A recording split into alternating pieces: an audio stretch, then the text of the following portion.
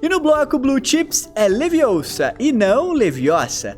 Pode avisar que é ele. André Costa assumiu recentemente o posto de CEO da emblemática Mr. Cat. Sim, provavelmente você já sabe que o grande tinha sido diretor comercial da companhia quando Alexandre Sá tornou-se líder da NK Store, empresa da maravilhosa e querida Natalie Klein. Falando na NK, é válido destacar que o negócio está passando por uma transição em sua estrutura. O Alexandre Sá foi contratado como CEO e a Natalie continua brilhando como CIO. A partir de agora, a empresária estará ainda mais próxima dos departamentos estratégicos da marca, como curadoria, branding e inovação.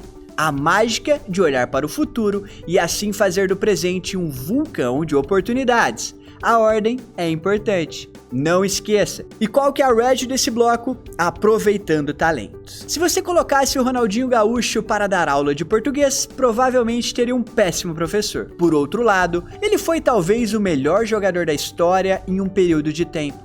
Certifique-se que seus colaboradores estejam nos lugares certos.